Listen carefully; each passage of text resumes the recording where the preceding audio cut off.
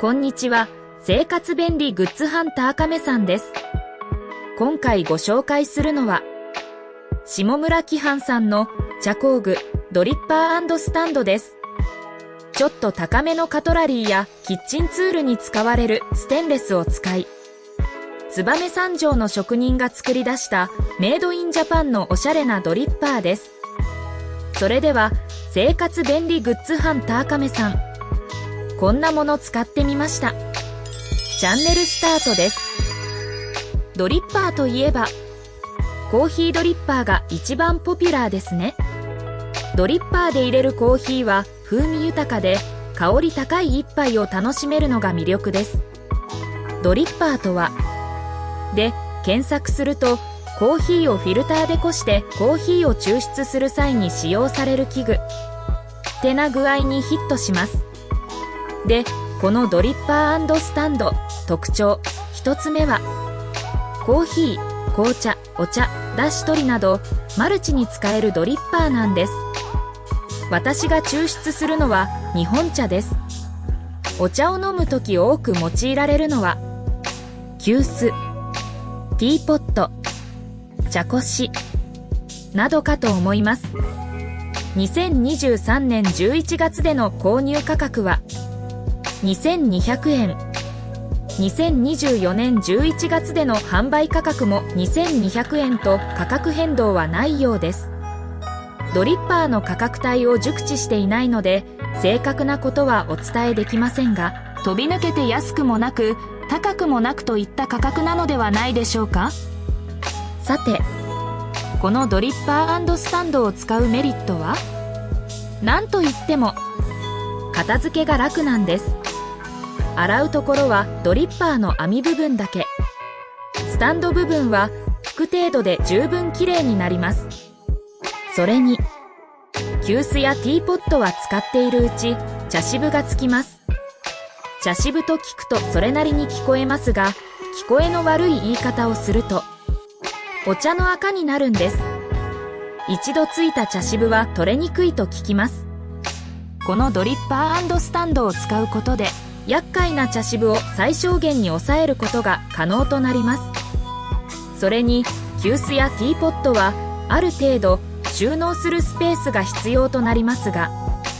このドリッパー&スタンドを使うとコンパクトに収納でき、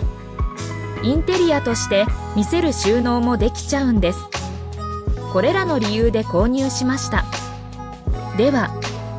どれくらいの収納スペースが必要なのか。こんな感じで最低高さ約17センチメートル、最大直径約12センチメートルの隙間があれば収納可能なんです。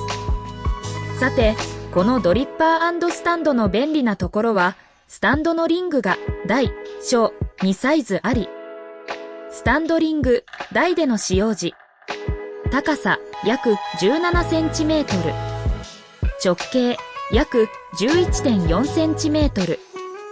ストレーナー下約9センチメートル、スタンドリング小での使用時、高さ約 19.5 センチメートル、直径約 11.4 センチメートル、ストレーナー下約 11.5 センチメートル。そう。スタンドをひっくり返すことで高さ調節が可能で、ストレーナー下に収まる容器に直接ドリップできるのが2つ目の特徴になります。ちなみに本体重量は約 159.3 グラムと軽量です。私はドリッパーを使いお茶を飲んでいます。では、ドリッパーを使いお茶を入れるメリット、デメリットをまとめてみると、こんな感じになり、良し悪しがあります。私が感じたことなので、皆さんが感じることと違っているところがあるかもしれませんが、スルーしてやってくださいね。さて、ドリッパーでお茶を抽出し飲むことを、味、香り、旨味などをじっくり味わいたい人におすすめできません。日本茶は適切な温度で入れることがお茶の美味しさを引き出すポイントとなり、茶葉により適温が異なるそうですが、一般でたしなむお茶の温度は約70度から80度くらいだとか。また、日本茶は急須で蒸らすことにより、香り、旨味、苦味、渋みなどのバランスを調節することができるようですが、ドリップすること、それは蒸らす工程がなく、急須で入れた場合より味、香りが薄く感じられるからなんです。では、ドリップを。いざ、実践です。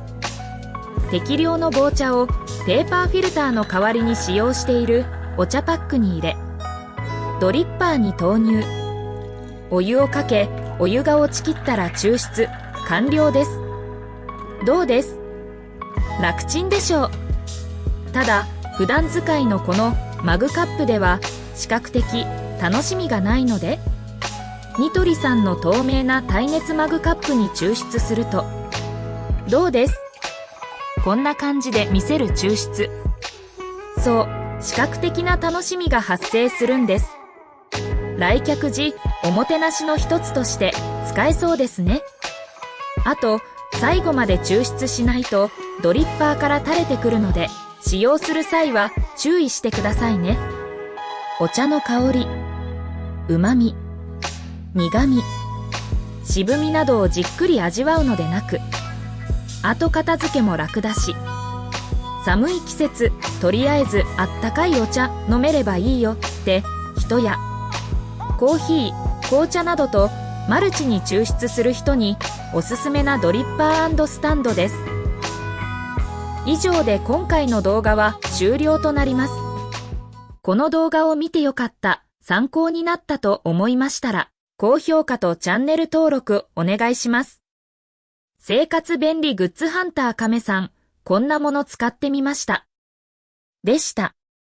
では、次回の動画でまたお会いいたしましょう。